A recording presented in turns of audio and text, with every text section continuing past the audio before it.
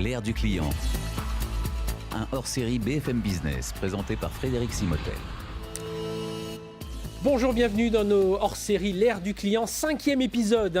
Si vous nous suivez, vous pouvez voir les autres en replay. On a parlé de la fonction commerciale, le service client, le marketing, le DG, comment toutes ces professions réagissent face aux ces nouveaux clients, cette expérience client dont on parle beaucoup. Et on va en reparler aujourd'hui dans le monde du retail. Oui, tout ça est en train de transformer. Pourquoi ? Parce qu'il y a des nouveaux usages, parce qu'il y a aussi des nouvelles technologies, et puis parce qu'il y a des nouveaux consommateurs, on les appelle les millennials, et on va peut-être voir avec nos invités comment ils influent sur nos comportements d'achat. Allez, on est ensemble pendant une grosse demi-heure, on va parler de tout ça, du Figital, voilà, boutique physique numérique, avec nos invités. Je vous les présente tout de suite. Arnaud Lécroire, il est Chief Operation Officer, directeur de l'Omnicanal au Printemps. Bonjour. Bonjour. Arnaud, merci d'être avec nous. À vos côtés, Clarisse Magnin, Senior Partner chez McKinsey. Bonjour Clarisse. Bonjour. Et Sébastien Zins, vice-président en charge du retail Salesforce France. Bonjour Sébastien, merci d'être avec nous. On va démarrer avec vous, Clarisse, McKinsey, voilà, cabinet d'études, donc forcément on a des chiffres. Et je voulais démarrer un peu avec ce côté des millennials, donc les générations X, Y, enfin tous ces nouveaux consommateurs. On estime qu'ils sont c'est 27% de la population mondiale, c'est bien ça. Et alors eux, quel est leur profil et qu'est-ce qui fait que, voilà, que des marques comme le Printemps et comme d'autres sont obligées de se transformer face à ces nouveaux consommateurs ? Alors, tout d'abord, cette génération Y, donc c'est les 19-35 ans. C'est 27% de la population mondiale, ce qui veut dire 2 milliards d'êtres humains. Oui, quand même. Et la plus grosse cohorte générationnelle que l'humanité ait connue et qui représente un gisement de richesse et évidemment de talent, de recrutement pour l'avenir. Et alors, c'est quoi ? Alors, si on devait définir en 4-5 points, c'est ces millennials, ça là ? Alors déjà, c'est difficile de les résumer Oui. parce que c'est pas un seul segment. Nous, on les segmente en fait en 7 sous-catégories. Donc pour simplifier, on les a regroupés en 3. Ceux qui ont un attachement au prix, qui représente à peu près 40% de cette cohorte. Ceux qui ont un attachement plutôt à la qualité, c'est 28%. Et puis le solde, 42%, attaché beaucoup plus à des valeurs d'image. Alors, il y a beaucoup de choses paradoxales sur ces segments-là, Oui. notamment le fait qu'ils rentrent dans la vie active avec en fait un salaire plus faible que leurs aînés, ce qui est assez contre-intuitif. Mm-hmm. Néanmoins, ils bénéficient d'un accroissement de leur richesse d'ici à 2030 qui va être assez colossal. Oui, c'est montant des dépenses, c'est... Alors, aujourd'hui, par exemple, aux États-Unis, c'est 1000 milliards de dollars. 1000 milliards de dollars un de trillion, Voilà. comme disent les Il faut les anglo-saxons. regarder avec attention, ces Donc il faut les regarder avec attention et évidemment sur les années qui viennent, ils vont bénéficier de ce qu'on appelle le grand transfert, c'est-à-dire les générations plus anciennes vont aussi retransférer une partie de leur richesse à leurs enfants et à leurs petits-enfants.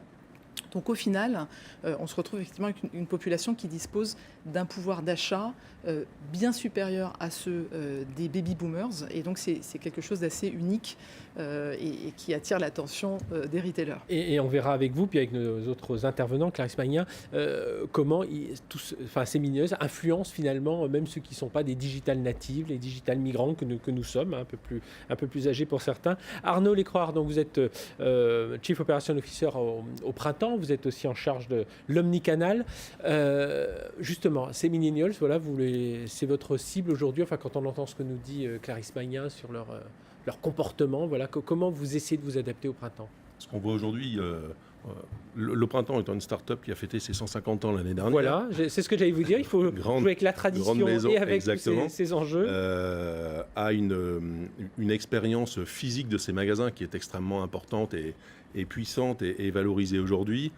Mais l'évolution de nos clients aujourd'hui nous impose, millenniums et autres tranches d'âge, de répondre à leurs attentes et en fait d'associer le meilleur des deux mondes, physique et digital, donc le digital dont on parle beaucoup aujourd'hui, et de proposer aux clients, bien au-delà d'une offre produit unique, mais un accompagnement avec des services qui sont extrêmement développés Et, Vous pouvez nous en donner quelques-uns, par exemple ? c'est des prises de rendez-vous en ligne pour venir essayer les vêtements, pour venir faire des choix de vêtements. C'est la possibilité de faire retoucher son vêtement une fois acheté. Pour vous, alors forcément, je vous interromps, pardon Arnaud Lecroire, mais pour vous, au printemps, alors évidemment, vous avez des boutiques, donc vous allez les attirer, mais pour vous, c'est vraiment ça. Il faut jouer ce double jeu entre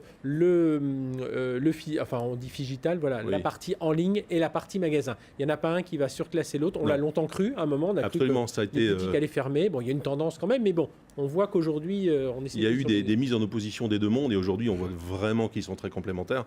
Et pour illustrer ces propos, jusqu'il y a quelques dizaines d'années, on pouvait prétendre que les grands magasins avaient l'offre produit la plus large à présenter à leurs clients, puisqu'on était censé tout y trouver. Ouais, sur Aujourd'hui, 6 étages, sur 3 un bâtiments. petit smartphone, vous avez 100 000 fois plus de produits disponibles. Ouais. Donc de toute façon, c'est plus un critère différenciant pour le printemps.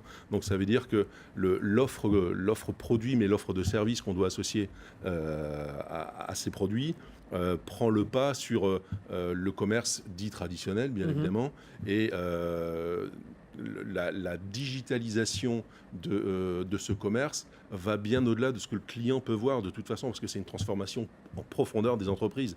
Et aujourd'hui, le printemps est dans cette transformation, parce que du logisticien au comptable, en passant par le chef de marché, le chef de produit, l'approvisionneur, tout le monde est concerné par cette accélération des flux, par cette dématérialisation des échanges au service du client au travers d'une offre produit ou de service. Et alors, ce qu'on comprend aussi dans ce que vous dites, et après on tournerait vers vous, Sébastien Zins de Salesforce, que vous avez aussi des indicateurs à nous donner. Arnaud Lecroire, ce qu'on comprend aussi, c'est que le but, c'est quand même que les clients viennent acheter ces demandes, mais c'est aussi de créer, de plus faire, on le disait, il y a un 40% sur le prix. Bon, le prix, c'est une chose, mais c'est créer une affinité. Alors, avec les marques que vous vendez, enfin, il y a des marques propres au printemps, mais vous vendez tout un tas d'autres marques. Donc, et alors, comment vous faites justement pour créer cette leur dire que vous pouvez venir au magasin, si vous n'achetez pas, c'est pas grave, mais on a réussi à vous intéresser et prochaine fois on est sûr que vous allez venir. L'expérience client, l'UX pour utiliser un mot à la mode aujourd'hui, est primordiale dans la manière dont vit le client au contact de ce distributeur, de ce vendeur, de ce conseilleur. Et cette expérience client, elle passe au travers de l'offre qui est proposée, des bâtiments qui sont proposés. Si vous allez dans un bâtiment comme le Printemps Haussmann, c'est quand même quelque chose d'extrêmement spectaculaire. Il y a un effet waouh aussi très important. Et les services qui sont proposés doivent aussi contribuer à ce que l'ensemble de l'expérience client, et pas seulement je découvre et j'essaie un produit, mais jusqu'à après le passage en caisse, l'accompagnement, les conseils, c'est quelque chose qui doit être de facto le basique de notre relation avec les clients. Et la digitalisation nous amène cette fluidité dans les échanges avec nos clients. On a parlé beaucoup d'individualisation de la relation avec le client, mais c'est individualisation et personnalisation vers lequel il faut se oui. Et on est tous sensibles à ça. Absolument, absolument. C'est l'attention qu'on porte au client. Et que ce soit un client qui soit venu une fois ou qui soit venu plusieurs fois, on doit apporter un niveau d'attention à ce client qui est irréprochable. Sébastien Zins, on a vu les millennials, mais on va commencer à élargir un peu. Et justement, vous suivez avec Salesforce depuis des années, vous avez tout un tas d'indicateurs sur justement l'affluence auprès du retail, que ce soit en ligne, que ce soit en magasin. Alors, vous, c'est quoi les grands indicateurs dont vous pouvez nous parler ? On vient d'évoquer plusieurs choses qui sont extrêmement intéressantes. Tout d'abord, sur la partie effectivement e-commerce, on a la chance d'avoir cette activité sur notre partie e-commerce, donc avec notre solution Commerce Cloud, ce qui nous permet de traquer aujourd'hui 500 millions de consommateurs dans le monde et donc d'avoir des vraies tendances de marché.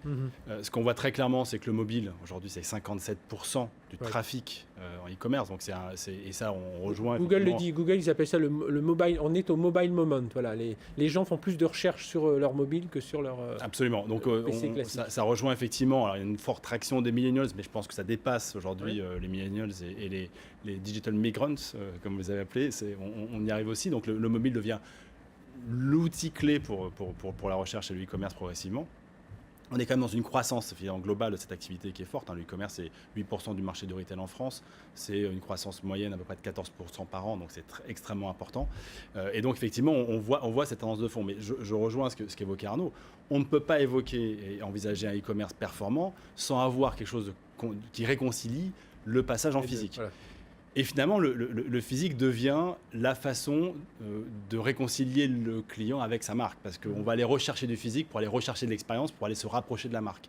Ce qui pose un certain nombre d'enjeux. On vient de l'évoquer sur le rôle global de la marque et comment elle arrive à créer ses parcours, donner de l'agilité, de la simplicité et de la lisibilité à son client, qui est lui très versatile et qui change assez facilement de façon d'engager avec sa marque. Mais ce qui pose aussi la question de quel est le rôle du physique, quel est le rôle de l'employé et comment je fournis ainsi à tous mes employés des solutions qui soient adaptées à ces problématiques. Et un des sujets aussi, et j'en finirai là-dessus, un des sujets extrêmement importants, c'est comment est-ce qu'on orchestre tout cela avec une vitesse qui soit en adéquation avec les enjeux. Parce que mettre en œuvre toutes ces problématiques-là, c'est une chose. Les mettre en œuvre dans des temps courts et être capable de réagir assez fortement à des tendances de marché, on voit bien pour le printemps avec un marché asiatique qui va, qui vient, comment je réagis à tout cela dans des temps courts, c'est des enjeux extrêmement forts. Et puis entraîner, on va reposer la question à Arnaud Lecroix, mais justement entraîner tout le monde, vous le disiez, les logisticiens, les vendeurs, enfin entraîner tout le monde avec soi. Un mot, Clarisse Magnin, sur comment justement, est-ce que vous avez étudié avec McKinsey la façon dont les magasins doivent adapter leur offre justement par rapport à ces nouveaux comportements? Tout à fait. Alors déjà, je pense qu'il y a la distribution alimentaire et non alimentaire, et je pense que les challenges sont quand même un petit peu différents parce que l'intensité concurrentielle n'est pas la même et on a des Amazon qui viennent chatouiller. Voilà, qui vient effectivement, et je trouve que c'est assez intéressant parce que je pense qu'il y a eu beaucoup plus d'acquisition d'acteurs en ligne par des acteurs du monde physique. Mais dans les faits, en tout cas récemment, c'est vrai qu'il y a beaucoup d'interrogations sur les acquisitions dans l'autre sens. Oui.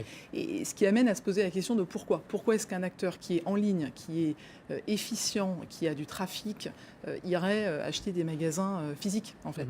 Et fondamentalement, pour moi, c'est un grand message d'espoir pour la distribution physique, parce que ça veut dire que leurs actifs, que sont leurs entrepôts, leurs magasins, leur personnel, leur marque d'enseigne, leur marque distributeur dans certains cas, leur accès à des fournisseurs, tout ça sont des actifs qui sont valorisés dans le cadre d'une acquisition. Ouais. Ça, c'est intéressant. Et on a bien vu, je recite pour ceux qui n'auraient pas suivi l'actualité ces dernières semaines, c'est Amazon qui a racheté une chaîne, donc Amazon, une plateforme de place de marché, qui a racheté Whole Foods, qui est une chaîne de marché bio, alors que c'est 400 magasins, c'est pas non plus... Mais on notait la semaine dernière, rumeur, Amazon pourrait racheter Walmart. On pourrait acheter Carrefour, ça n'étonne plus personne. Enfin, voilà. Donc on voit quand même qu'il y a après, il faut voir comment tout ça va tourner. Ça veut dire, Arnaud Lecroix, que oui, il faut revoir, on repense tout ça. Finalement, le magasin, ça devient un peu la vitrine, et puis derrière, vous essayez de combiner tout ça. Et je vous disais tout à l'heure, l'impact du digital au sein de l'entreprise, c'est à la fois qu'il faut continuer à attirer des nouveaux talents, et les millenniums ou les habitués de ces nouvelles technologies doivent continuer à venir enrichir, à venir renouveler une entreprise comme Printemps, start-up de 150 ans, mais en même temps, les process internes de l'entreprise doivent évoluer avec cette digitalisation. Vous avez fait 4 achats, hein, c'est ça, peut-être un peu plus, ou des investissements dans des pure players de l'Internet, justement, pour approcher un peu... Alors, on a racheté Place des Tendances il y a quelques années, qui est un site de vente en ligne, aujourd'hui autour essentiellement de la femme contemporaine. On a un site qui s'adresse plutôt aux millenniums, aux 15-25, citadium.com. Et on a un site aujourd'hui qui est institutionnel, printemps.com, parce que une aussi évolution, une transformation de la digitalisation, c'est la production de contenu. Et là aussi, on avait aussi par le passé un peu opposé de la production de contenu digital avec un site purement marchand. Oui. Il y en a un qui était noble et l'autre un peu moins. Et aujourd'hui, on voit que l'un ne va plus sans l'autre. Et que cette production de contenu digital entraîne aussi une transformation de l'entreprise, parce que ces métiers d'enrichissement de la donnée ou de production de la donnée, c'est quelque chose qui était relativement inconnu dans des entreprises, en tout cas au printemps. On n'avait pas cette notion, on parle de digital factory aussi autour de ça, d'enrichissement de l'information pour que le client, que ce soit au travers du canal magasin ou au travers du canal Internet, puisse avoir les informations, comme d'habitude, dans l'immédiat qu'il souhaite pour pouvoir faire ses choix. Et donc, que ce soit des informations de services ou des informations de produits, il faut arriver à les renouveler, à les rendre attirants, à les faire évoluer. Rester dans la tendance, hein. Il faut rester dans la mode des produits, dans la mode pour les vêtements. On vend un produit ultra saisonnier. Oui. Donc, il faut absolument que l'ensemble de l'entreprise vive à ce rythme-là. Et vous imaginez, on consomme plus de 600 000 codes articles par saison au printemps. Il faut renouveler ça, il faut aller de plus en plus vite pour cette information. Ça veut dire, je le disais tout à l'heure, ça veut dire transformation en interne de vos vendeurs, logisticiens, techniciens, du management, du marketing, mais ça veut dire aussi les liens que vous avez avec les marques. Absolument. Il faut leur dire, les gars, faut Exactement, coller au train, quoi. Parce que les produits qu'on vend dans nos magasins, c'est les produits qui proviennent de ces marques-là, et qu'aujourd'hui, pour bien relayer le message de ces marques sur nos surfaces, sur nos grands magasins, il faut qu'on ait cette information qui soit à jour, correcte, renouvelée et attirante et intéresse le client. Donc, depuis la création d'un fournisseur jusqu'à la livraison des produits et la facturation de ce fournisseur, on est en train d'électroniser toutes ces informations. Oui. Et donc, ça transforme en profondeur les flux et les métiers dans l'entreprise. Sébastien Zins de Salesforce France, on pourrait penser que le retail est un peu en retard par rapport à d'autres domaines, mais finalement, oui, peut-être si on regarde au global le retard, mais on a l'impression de ce que nous dit Arnaud, des cibles un peu de clients potentiels dont nous parle Clarisse. En gros, faut pas arrêter, faut bouger dans tous les sens, quoi. C'est comme un baby-foot, là on bouge un peu toutes les tiges. Alors, ouais, je pense que le retail je ne sais pas s'il est en retard, en tout cas, c'est sans doute le secteur d'activité qui connaît les plus fortes mutations aujourd'hui. On l'a évoqué avec les chiffres ou avec ce que Arnaud nous explique. Effectivement, on a un client qui est extrêmement versatile, on a un client qui a des parcours qui sont très différenciants, tirés par ces millennials certes, et on doit aussi injecter énormément d'innovation dans ce qu'on est capable de lui apporter. Alors, c'est des innovations fonctionnelles et opérationnelles, c'est une organisation qui change et qui s'adapte, c'est un regard différent de l'organisation. On parlait des data, du coup on parle d'intelligence artificielle aussi, c'est ça ? J'allais y venir. Vous allez y venir. Je le disais dans mes propos, c'est l'intelligence artificielle.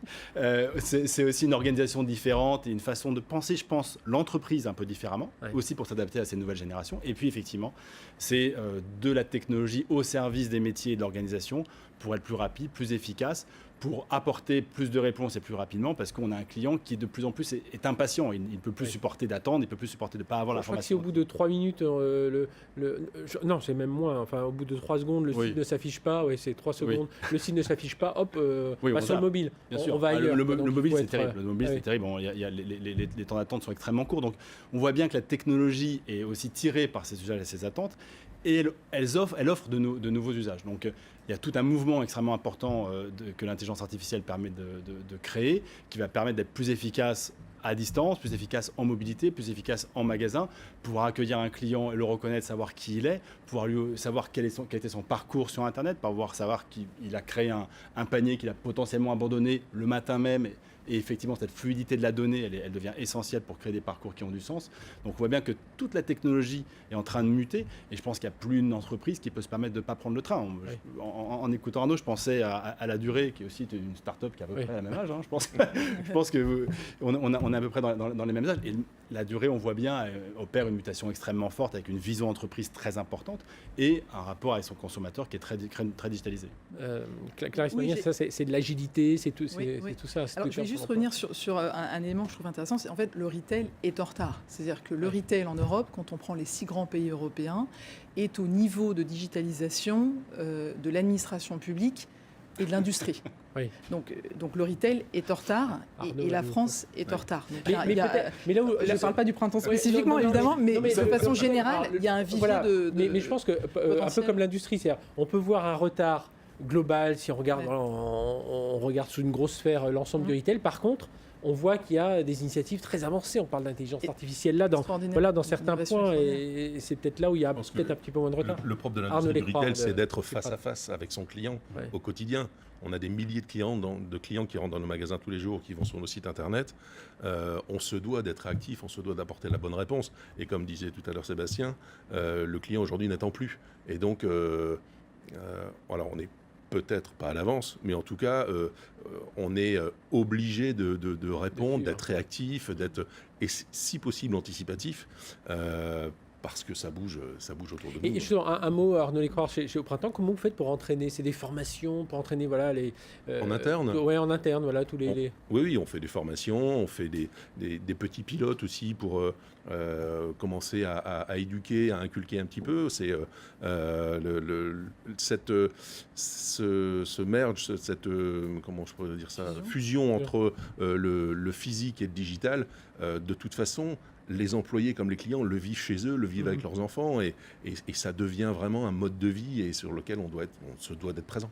Sébastien Zinc. Il y a une promesse qui est extrêmement excitante. C'est-à-dire que finalement, on voit bien que les consommateurs dans ce monde hyper digital, hyper numérisé, vont aussi rechercher du contact humain. Et si on est capable de leur apporter ce contact, cette relation, cette expérience, cette promesse de marque, finalement, cette image-là qui s'inscrit dans le physique, parce que c'est là où elle s'inscrit le mieux, même si certaines ont réussi à créer cette image-là ailleurs, mais pour autant, elles rachètent des sociétés dans le physique. Donc, il faut se poser la question de la pérennité. C'est là où il y a une promesse extrêmement excitante. Et c'est là où, effectivement, où les organisations doivent s'adapter à cet enjeu-là, être capables de mettre en œuvre en interne, avec ce leadership et cette vision d'organisation, cette vision d'entreprise, ce rapport au client qui change. Et que donc tous les employés doivent incarner la marque. Et l'importance, Clarisse Magnin de McKinsey, c'est des données, et on terminera ensuite avec vous Arnaud. Voilà, aujourd'hui, on peut les avoir, ces données. On n'est plus sur des grandes masses, on peut essayer Tout à fait. Alors, parler d'individualisation, de personnalisation. Donc on a effectivement un vivier de segmentation de ces consommateurs. Mais aujourd'hui, ce qu'on voit, on voit du multicanal, on ne voit pas de l'omnicanal. La plupart des distributeurs travaillent leurs canaux, mais n'ont pas un parcours client intégré et une compréhension 360 de leurs clients, à de rares exceptions. Et c'est là où, de mon point de vue, il y a le plus gros retard. Oui. Donc il y a la partie, je dirais, connaissance client et réconcilier ces sources de données qui sont énormes. Je veux dire, la plupart des enseignes ont leurs consommateurs encartés. Donc ils ont tout. Ils ont les tickets de caisse, ils ont parfois la composition du foyer, certains ont des services bancaires, donc ils ont une quantité d'informations qui aujourd'hui est relativement peu exploitée. Mais je pense que le potentiel du digital, c'est aussi toute la partie back-office. Donc c'est tout ce qui est automatisation des processus, qui sont des gains de productivité, qui peuvent ensuite permettre de réallouer le temps de travail, y compris en surface de vente, sur des activités à plus forte valeur ajoutée. Et comme ce qu'on comprend, c'est qu'à la fois, il y a une volonté de vitesse, de commodité, de personnalisation, etc. Mais il y a aussi un désir de lien humain et d'expérience beaucoup plus fort. Oui, ça en changera. Et c'est cette injonction contradictoire qui, en fait, peut se résoudre en partie par la digitalisation et par le fait de réallouer les ressources sur ce qui va créer la valeur ajoutée pour les clients. Arnaud Lecreur, vous êtes aussi, en plus de Chief Operation Officer, directeur de l'Omnicanal. Vous êtes d'accord avec ce que dit Clarisse? Il faut jouer beaucoup plus. L'Omnicanal, c'est l'entreprise sans couture. C'est que le client aujourd'hui, il doit être capable de choisir le produit où qu'il se trouve, de se le faire livrer où il en a envie, de le retourner aussi dans le réseau où il en a envie, et le réseau au sens très large, ça peut être chez des partenaires, chez des prestataires logistiques. Et cette transparence de la relation va guider toute la transformation de l'entreprise. Parce que demain, la mobilité dont on parlait tout à l'heure, ça devient le standard de fait. Oui. Et que du coup, qu'on soit au travail, qu'on soit chez soi, qu'on soit en magasin, on veut avoir le même niveau de service, la même instantanéité dans l'information et puis le traitement de cette information. Je reviens sur ce que vous disiez aussi il y a 2 minutes en termes de data. C'est que je disais tout à l'heure que dans les nouveaux métiers qu'on peut voir, il y a les métiers d'enrichissement de la donnée, mais les métiers qui vont être capables d'analyser cette donnée et la quantité d'informations, c'est colossal. C'est colossal. C'est là, Sébastien, le rôle d'intelligence artificielle. De l'intelligence artificielle, et je pense que la data, c'est l'heure de demain. Enfin, on le dit toujours. On le dit depuis longtemps. Et modestement. Ce que l'on voit, c'est qu'effectivement, de plus en plus, les solutions technologiques nous permettent de gérer cette donnée, et que cette donnée, la monétisation de la donnée client, elle va devenir essentielle. Le contrôle de la donnée en interne pour ses propres besoins, bien sûr, mais aussi la monétisation à l'externe. Et là, il y a un champ d'investigation extrêmement important. Bon, eh bien, je vous propose, on est presque au terme de cette émission. On va voir un autre modèle qui constitue, selon le fondateur de marchéprivé.com, c'est la place de marché du futur. Ce qu'ils appellent, il dit, c'est le centre-ville commerçant numérique, ou alors l'Amazon des artisans et des commerçants locaux. Je vous propose de voir ce reportage, puis juste après, on fera une conclusion. C'est un reportage de Julien Antoine. Au cœur de Rouen, la boucherie La Boutique du Bœuf Normand propose ses produits en magasin, mais aussi en ligne. Son gérant Pierre Grosdois fait appel à Marché Privé Boutique, une plateforme qui propose des services de vente en ligne clé en main. Ça permet finalement de nous dégager un peu de temps pour se focaliser sur le produit et de pouvoir finalement accéder à une clientèle qui n'est pas présente physiquement en magasin. Après un achat, le client a 2 options. Venir chercher ses courses, c'est le click and collect, ou se les faire livrer par un coursier. Bonjour. Commande Marché Privé. Exactement. Merci, bonne journée. Bonne journée, au revoir. Au revoir. Pourtant, 80% des commerçants implantés dans les centres-villes en province n'ont toujours pas de site internet. La plupart n'ont pas pris le virage numérique, ils ont vu leur chiffre d'affaires baisser de 15% depuis 10 ans. C'est à eux que s'adresse la plateforme de Victor Gaubourg. Internet est de plus en plus complexe et demande des compétences, du temps et des moyens. Le commerçant, l'artisan a eu peur et ne fait rien aujourd'hui. Donc c'est la raison pour laquelle nous avons développé Marché Privé Boutique, qui est une solution complète, clé en main, où nous allons gérer le catalogue, le shooting photo, la mise en ligne des produits, mais aussi toute la communication, le marketing. Boulanger, poissonnier, épicier, mais aussi pharmacien et libraire. D'ici à la fin de l'année, Marché Privé Boutique compte multiplier par 3 le nombre d'utilisateurs et atteindre plus de 300 commerçants sur sa plateforme. Pour soutenir sa croissance, cette start-up utilise un logiciel de gestion client Salesforce.